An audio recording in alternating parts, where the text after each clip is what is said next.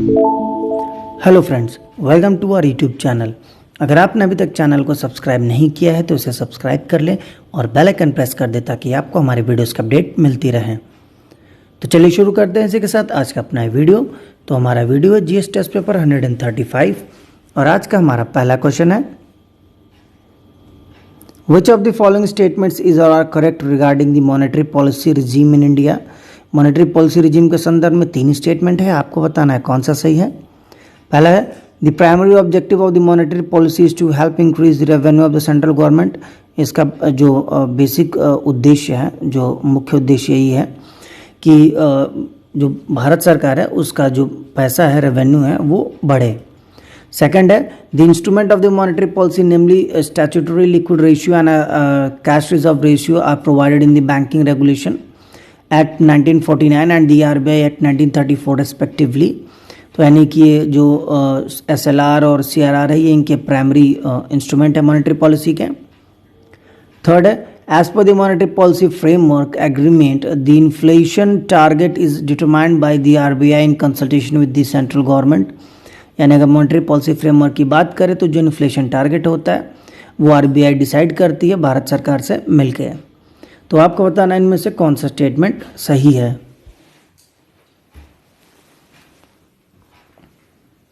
तो उसका सही आंसर है B2 ओनली, पहला वाला और तीसरा वाला गलत है। जो पहला वाला है to increase the revenue of the government, तो ये एक वन ऑफ द ऑब्जेक्टिव है, यानी कि एक ये भी उद्देश्य है, लेकिन इनके अलावा जो प्राइमरी ऑब्जेक्टिव है कि जो हमारी कंट्री है उसकी इकॉनमी को बैलेंस करना, सो दैट बहुत एक्सेस मनी भी ना हो, बहुत कम मनी भी ना हो। जो लास्ट वाला था उसमें ये था कि जो मॉनेटरी पॉलिसी फ्रेमवर्क है हमारा रिजीम है, तो RBI is responsible for containing the inflation target. यानी आरबीआई सिर्फ इन्फ्लेशन टारगेट पे फोकस करता है, लेकिन जो भारत सरकार है वो इन्फ्लेशन टारगेट करती है in terms of the consumer, यानी अल्टीमेट कंज्यूमर के इन्फ्लेशन को टारगेट करते हैं भारत सरकार। तो चलिए बढ़ते हैं एक साथ अपने अगले क्वेश्चन की तरफ। Question number 2, consider the following pairs. Match the following है, एक तरफ नेविगेशन सिस्टम है और एक तरफ कंट्री है, आपको बताना कौन से मैचेस सही हैं। पहला है ग्लोनस, कंट्री है रशिया। सेकंड है बिदु, ये है चाइना। थर्ड है गैलीलियो, यूनाइटेड स्टेट्स। और फोर्थ है नाविक, इंडिया। तो उसका सही आंसर है C, 1, 2 एंड 4 ओनली। थर्ड वाला गलत है, गैलीलियो यूनाइटेड स्टेट्स का नहीं है बल्कि यूरोपियन यूनियन का है। जो US का है वो GPS है, हम सबको पता है, ग्लोबल पोजीशनिंग सिस्टम। जापान का है क्वासी जेनिथ सैटेलाइट सिस्टम। तो ये सारे बेसिक हर कंट्री का अपने अलग अलग सैटेलाइट है जो कि नेविगेशन सिस्टम के लिए काम करती हैं। तो चलिए बढ़ते हैं एक साथ अपना अगले क्वेश्चन की तरफ। Question number 3, mangrove forest are found in which of the following states of India. यानी मैंग्रोव फॉरेस्ट दिए गए किन राज्यों में पाए जाते हैं, आपको बताना है। आपका ऑप्शन है, पहला है वेस्ट बंगाल, सेकंड है केरला, थर्ड है कर्नाटक और फोर्थ है गुजरात। तो इसका सही आंसर है हमारा D, 1, 2, 3 एंड 4 ओनली, यानी कि सारे ही सही हैं। जो सबसे ज़्यादा स्टेट, मतलब वो स्टेट इसमें सबसे ज़्यादा मैंग्रोव है, तो सीक्वेंस वाइज है, पहला बंगाल है, फिर गुजरात में 1177 स्क्वायर किलोमीटर, फिर third Andaman Nicobar, Andhra, Maharashtra, Orissa, Tamil, Goa, Kerala, Daman and Diu, फिर पौंडीचेरी। पौंडीचेरी में सबसे कम है, ध्यान दीजिएगा, सिर्फ 2 स्क्वायर किलोमीटर का है, और सबसे ज़्यादा वेस्ट बंगाल का है 2112 स्क्वायर किलोमीटर। तो चलिए बढ़ते हैं एक साथ अपने अगले क्वेश्चन की तरफ। Question number 4, consider the following pairs. एक तरफ बुद्धिस्ट काउंसिल और एक तरफ किंग्स है, आपको बताना है कौन से मैचेस सही हैं। पहला है फर्स्ट बुद्धिस्ट काउंसिल, ये आपका है अशोका। सेकंड है सेकंड बुद्धिस्ट काउंसिल, कालाशोक। और थर्ड है थर्ड बुद्धिस्ट काउंसिल, अजात शत्रु। तो आपको बताना है कौन सा मैच सही है। तो उसका सही आंसर है C, 2 ओनली। सेकंड सही है, पहला और तीसरा गलत है। जो पहला वाला है वो अजात शत्रु है और जो तीसरा वाला है वो अशोक है। उसी के साथ जो चौथा काउंसिल हुआ था ये कनिष्का के टाइम कश्मीर में हुआ था। तो चलिए बढ़ते हैं एक साथ अपने अगले क्वेश्चन की तरफ। क्वेश्चन नंबर 5,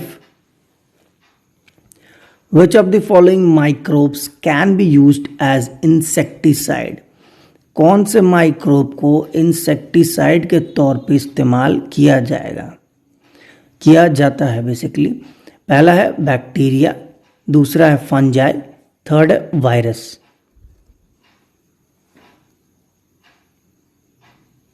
तो उसका सही आंसर है सी 1, 2 एंड 3 ओनली, यानी कि तीनों ही सही है। तो चलिए बढ़ते हैं एक साथ अपने अगले क्वेश्चन की तरफ। Question number 6, Bombay plan during the Indian national movement refers to which of the following? तो जब इंडियन नेशनल मूवमेंट चल रहा था तो उस समय एक बॉम्बे प्लान करके आया था, तो आपको बताना है किस चीज़ से जुड़ा हुआ है ये।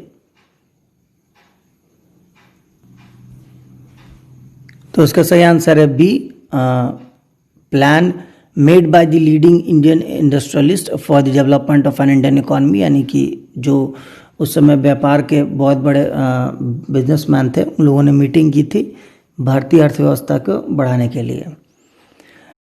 तो चलिए बढ़ते हैं इसके साथ अपने अगले क्वेश्चन की तरफ। Question number 7, with reference to the president rule which of the following statement is और आर करेक्ट? प्रेसिडेंट रूल की बात करें तो दो स्टेटमेंट है, आपको बताना है कौन सा प्रेसिडेंट रूल के संदर्भ में सही है।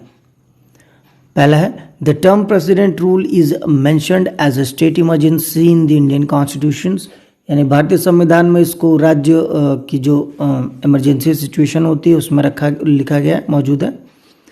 सेकंड है it result in the take over of the state government by the union government, यानी कि इसका जब प्रेसिडेंट रूल लगाया जाता है तो जो स्टेट गवर्नमेंट होता है, तो जो राज्य सरकार होती है उसको केंद्र सरकार टेक ओवर कर लेता है। तो आपको बताना इनमें से कौन सा स्टेटमेंट सही है। तो इसका सही आंसर है बी 2 ओनली, सिर्फ सेकंड वाला सही है, पहला वाला गलत है। जो प्रेसिडेंट रूल है ये आर्टिकल 356 में दिया हुआ है। ये तब होता है जब फेलियर ऑफ कॉन्स्टिट्यूशनल मशीनरी होती है, जब संवैधानिक तौर तरीके जब खराब होने लगते हैं तब इनको लगाया जाता है। It is also known as 2 other name, इसको 2 अलग अलग नामों से जाना जाता है, एक स्टेट इमरजेंसी और एक constitutional emergency. However, the Constitution does not use the word emergency for the situation, यानी संविधान में किसी भी तरीके का इमरजेंसी वर्ड मौजूद नहीं है। तो चलिए बढ़ते हैं इसी के साथ अपने अगले क्वेश्चन की तरफ। Question number 8, the condition favourable for the formation and intensification of the tropical cyclones are? तो कौन कौन से कंडीशन होते हैं जिसमें ट्रॉपिकल साइक्लोन हमारा बनता है, आपको बताना है। पहला है large sea surface with a temperature higher than 27 degree Celsius, यानी जो हमारा सी सरफेस है वो काफ़ी बड़ा होना चाहिए और जो उसका टेम्परेचर है वो 27 डिग्री से ज़्यादा होना चाहिए। सेकंड है प्रेजेंस ऑफ कोरियोलिस फोर्स, यानी कोरियोलिस फोर्स की मौजूदगी भी काफ़ी ज़रूरत है। थर्ड है minimum variation in the vertical wind speed, जो वर्टिकल विंड स्पीड होती है वाई एक्सिस, बेसिकली कई लोग कंफ्यूज हो जाते हैं हॉरिजॉन्टल वर्टिकल में, तो उनके लिए बता देते हैं कि वर्टिकल मतलब कि वाई एक्सिस पे जो हम ग्राफ बनाते हैं तो वाई एक्सिस को वर्टिकल बोलते हैं। तो वर्टिकल विंड पे मिनिमम वेरिएशंस होने चाहिए, एयर वेरिएशंस कम होनी चाहिए। और फोर्थ है हमारा low level economic circulation, low level cyclonic circulation, and जो साइक्लोन्स बन रहे हैं वो लो लेवल पर सर्कुलेट हो रहे हो या फिर थोड़े कम सर्कुलेट हो रहे हो। तो आपको बताना है इनमें से कौन सा स्टेटमेंट सही है ट्रॉपिकल साइक्लोन्स के संदर्भ में। तो इसका सही आंसर है डी 1, 2, 3 एंड 4 ओनली, यानी कि चारों ही सही हैं स्टेटमेंट। कंडीशन फेवरेबल जैसे ये सारे थे, इसके अलावा स्मॉल वेरिएशंस होने चाहिए वर्टिकल विंड्स में, लार्ज वेरिएशंस होनी चाहिए, pre existing weak low pressure होना चाहिए, upper divergence above the sea level होना चाहिए।